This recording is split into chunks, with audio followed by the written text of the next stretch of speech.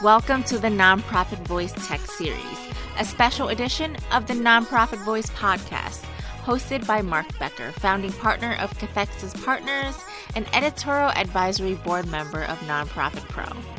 In each episode of this monthly installment, Mark will have conversations with prominent nonprofit organizations and industry thought leaders to learn more about different technology offerings in the marketplace.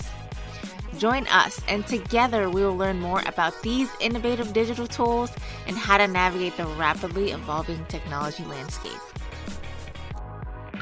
Hi, everyone. Welcome back. Mark Becker here, founding partner of Cathexis Partners. Today, I am joined with Karen with Roswell and Russ with Grassroots Unwired. And we're going to talk about on-event stuff and all things, where it's kind of evolved from and where it's going, and looking forward to this conversation. I think I say that every time, but this is especially a fun one because on event, there's nothing like that feel in the morning when the day's kicking off and people are showing up and everything's running around and something's going wrong and something's going really right and everything in between. But wanted to start off by Russ, if you could first introduce yourself and your role with in your organization, what you all do, that'd be great. Sure, great. Thanks for having me on this. And my name is Russ Oster. I started Grassroots Unwired in 2012, so about 10 years ago. And I am currently the CEO, and we, among other things, have a mobile software platform that peer-to-peer events use on the day of their event to check in participants, register new participants, sell swag, track rewards, pretty much anything that they would need to do on the day of the event. And we sync up with all the most popular peer-to-peer CRMs, in this case with Karen and Roswell, it's TeamRaiser, so that we can pick up where the online peer-to-peer tools leave off. And I think that's so important. And I was looking at your website again this morning, and that really resonated with me, because that's always, back in the day, that always just be like, okay, great, these online platforms are do their thing for online fundraising and all that. But then you get to the day and you're in all these spreadsheet hell and all this stuff going on, right?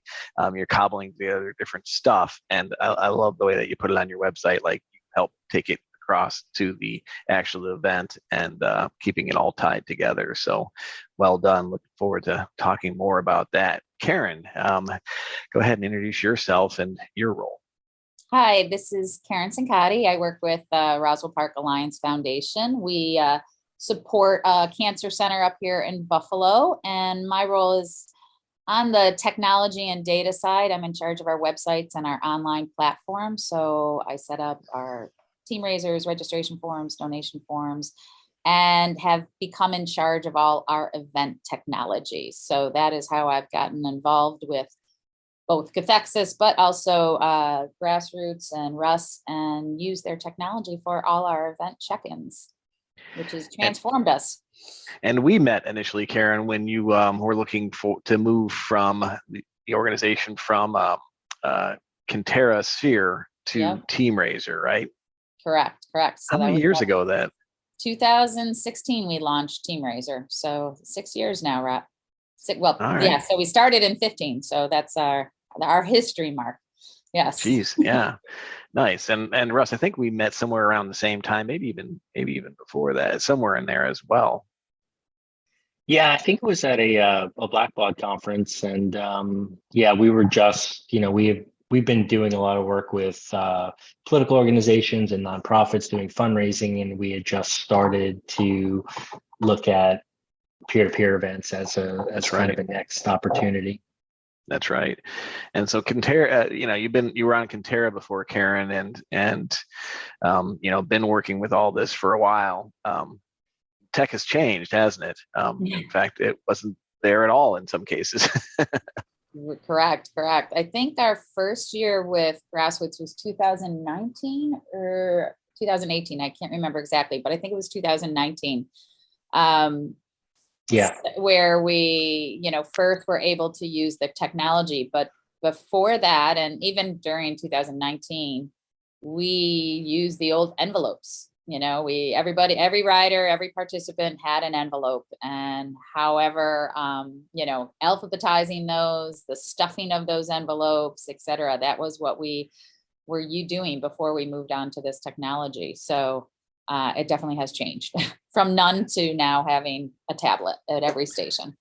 So that was the on event day of, like, here's your bib and here's your info and all of that kind of, is that what we're talking about? Yeah. So, right. So for our largest event, which is the Ride for Roswell, we've have over 7,000 riders. And in the old days, we literally had an envelope for all those 7,000 riders that had to be alphabetized, and they were constantly being updated because not everybody registers 3 weeks in advance. So every time somebody's registering, we're running more lists and more envelopes and putting them in order. And then we also needed to know their fundraising, because we had a fundraising minimum. And obviously, as soon as you print an envelope and a label, it's out of date because we're using an online platform.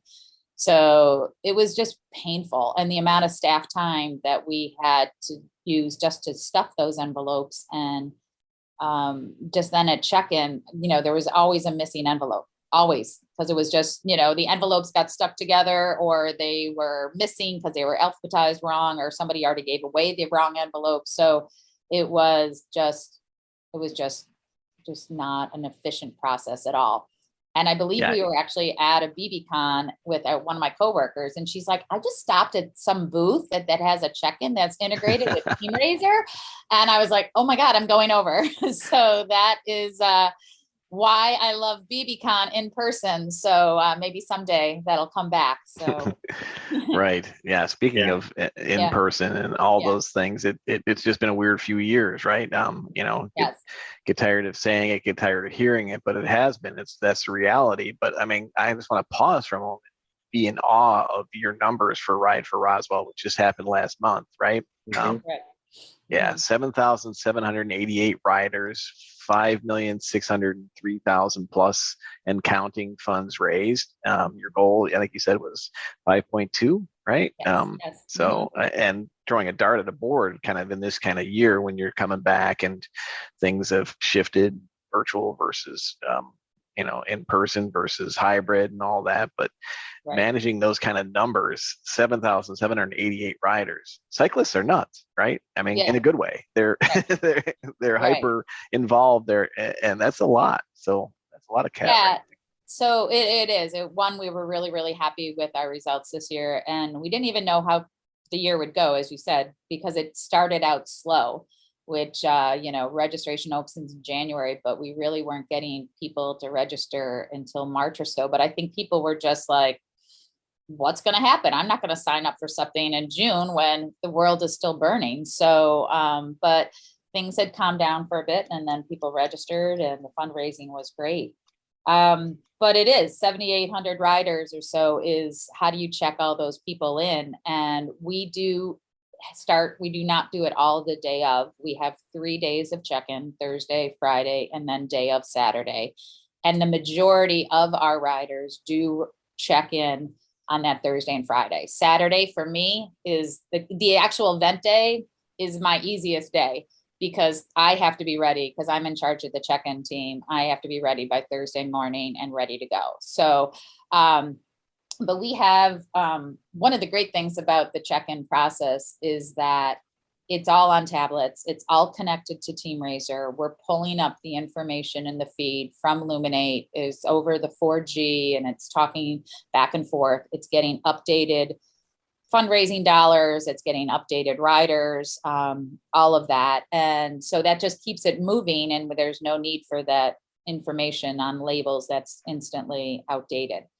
And then the process of checking in a rider or registering them or taking on donations is super easy. I mean, we all rely on our volunteers, and I do train them, for the first 20 minutes or so. And then, then they go off, and there's a lot of older volunteers that I'm sure many other, events also have to deal with.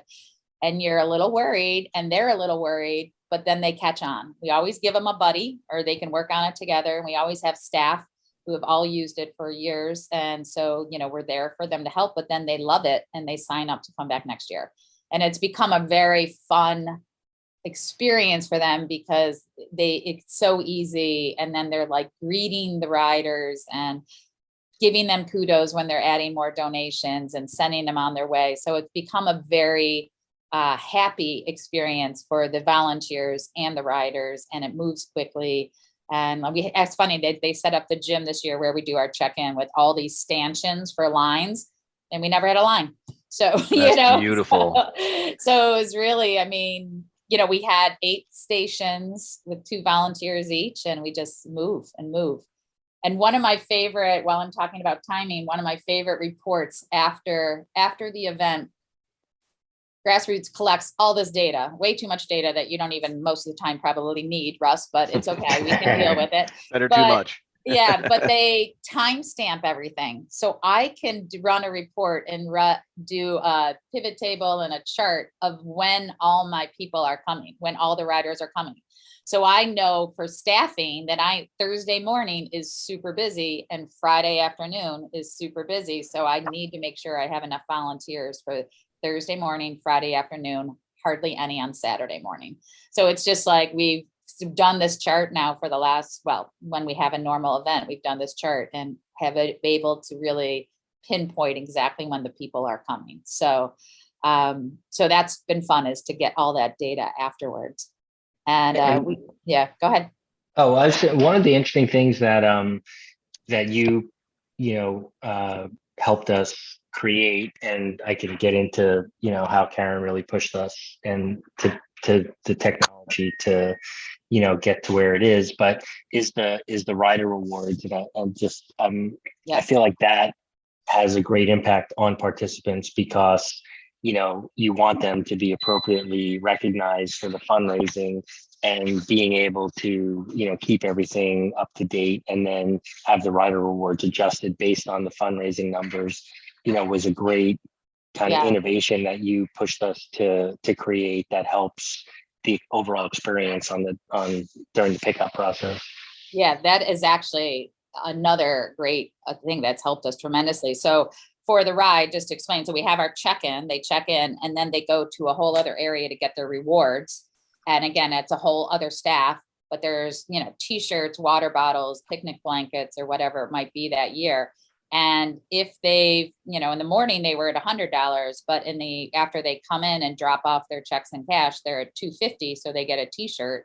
That's going to be reflected on the tablets, so that the reward team can all of a sudden click on that person and then see t-shirt, or they can see t-shirt, water bottle, picnic blanket, whatever it might be, based on the money that's automatically reflected from Luminate and in their drop-off money. So that real-time reporting is so important when you're trying to handle, because otherwise, I mean, there's nothing more important at that moment for those fundraisers than to be acknowledged and to be able to pick up the right level of what they believe they've achieved and have achieved.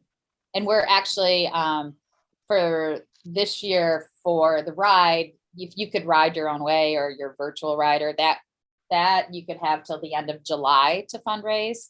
And so now we held on to a few tablets. So then in August, we're going to have a rider reward pickup, like an additional pickup day. And we're still using the tablets to redeem those rewards for our virtual riders.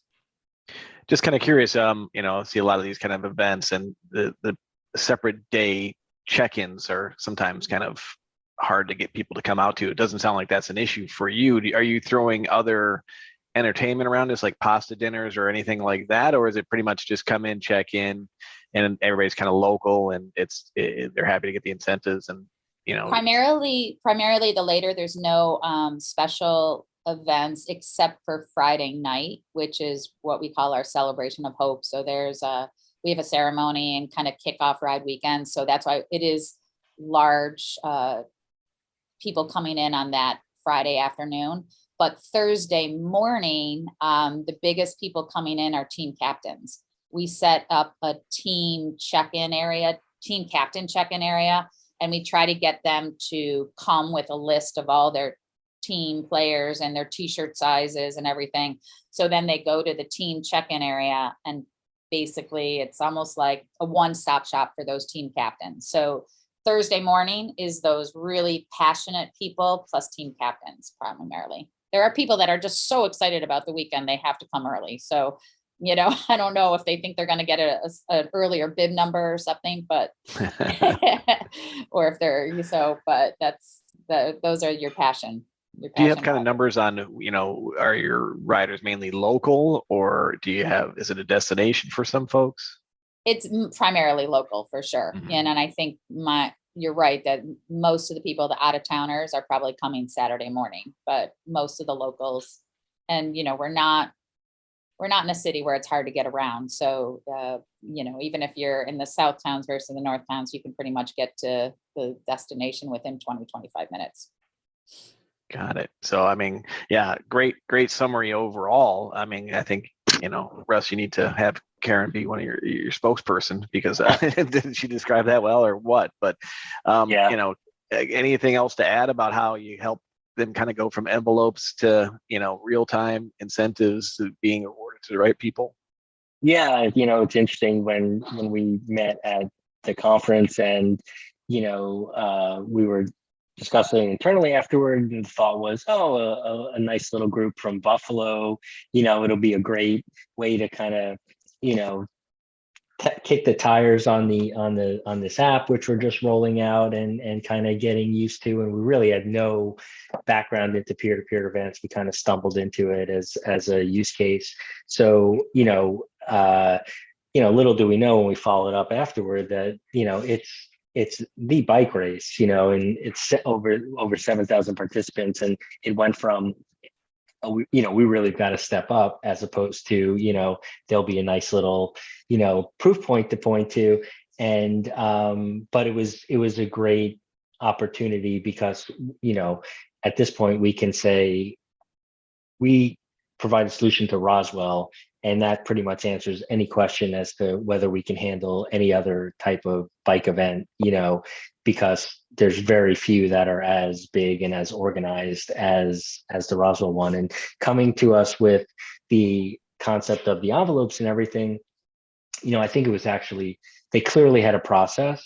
And so it was much easier for, they were organized and they had a process, and it was much easier to translate that to the technology than if they just said, well, we just print out Excel spreadsheets and check people off as they come in, and, pass around the spreadsheets. And, a controlled, structured environment, even if it's low tech, it makes it a lot easier to transform to technology than a chaotic, haphazard approach where, there's no routine that we're trying to replicate. So that was, a huge advantage as far as we were concerned. And then just in general, my philosophy was, if Karen says she needs this, then everybody else is going to need it. So the platform has undertaken some incredible improvements over the last couple of years. And it's, pretty much because, she tells us what they do and how they do it, and how our technology can be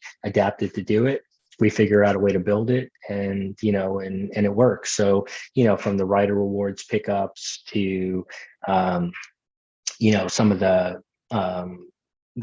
integration pieces with TeamRaiser and the reporting out at the end and things like that, it's all been an evolution. And I think, we know we're never going to be done, and because there's always going to be tweaks. But again, if it's coming from Karen and Roswell, then it's pretty safe bet that it's going to be something that anybody in the peer-to-peer world could benefit from at some point. Oh, no, exactly. And knowing Karen, if she hasn't already emailed you, I'm sure she already has some ideas on some additional features she wants for next season, right? I think I heard he might be getting a new UI designer, and I said I'd be happy to work with him. So.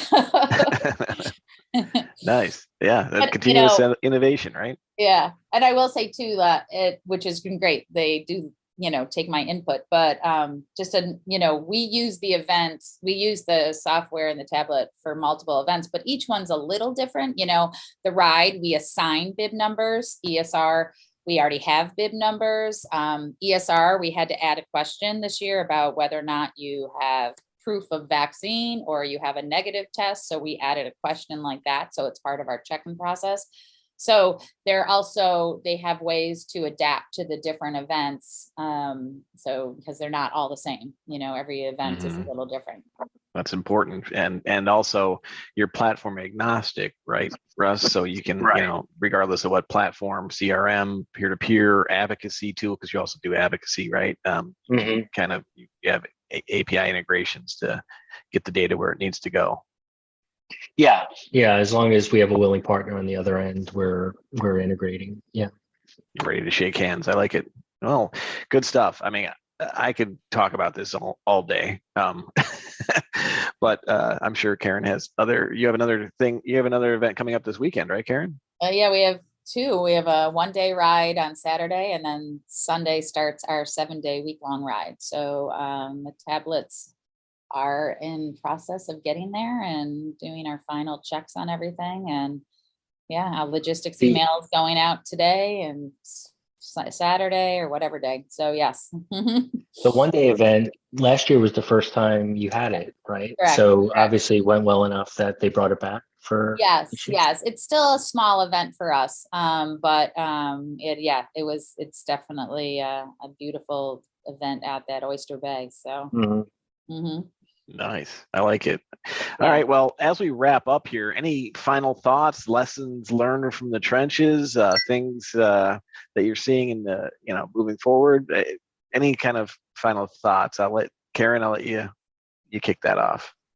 Well, the one thing, the one thing we could look back at many and many of our rides, obviously more and more people are getting in all their donations online, and less people are bringing in checks and cash. And so like we used to have a quote money room for our event check-in days to count all the money. And now we used to have like 10 people. Now it's down to like 2 people. So, it's great though, because we want them to do online fundraising. That's what this is all about. It's an online platform. So, but at the same time, we can still take that money in, which is super helpful. So no, we know exactly how many people checked in. We had 86% of our riders check in. Before we'd have to count envelopes. So, that's the data. We get to see that data after the fact, which really makes a difference in our planning purposes. That's great. How about you, Russ? I think, as the world gets back to normal or some semblance of normal and there's more and more events, I think, that technology can really play a part in making those events a better experience for the volunteers who you want to come back every year, to the participants, obviously, who don't want to stand in line ultimately. And then, for the organization itself, there's just a lot of intangible savings that you might not think of, in terms of the post-event type of work and things like that, really make technology a worthwhile investment in the day of the event. And, I think, there's, again, flexibility is the key, and just making sure that, there's workarounds and ways to do what you need to do to make the event successful. Keep thinking smarter, not working harder, right? I like it. One quick comment I was going to make, Mark, which I tell my volunteers, this is their first, when a rider comes to check in, that's their first interaction with us. And, we want to make sure the weekend and the event gives them a happy smile on their face from beginning through the whole ride. And so that's what, also by having the technology run so smoothly, it makes the experience start off on the right foot. So that's like, I tell that to the staff that work with me and the volunteers, like this is an important part of their journey and their event time. So it really makes it seamless. That's a great point. All right. Well, congrats again on the ride, and good luck again on this weekend and next week. So thanks so much for joining me, and see you out there in the fields. That's good. Thanks. And thanks, Russ. Thank you so much for joining us. We look forward to seeing you on the next episode of The Nonprofit Voice.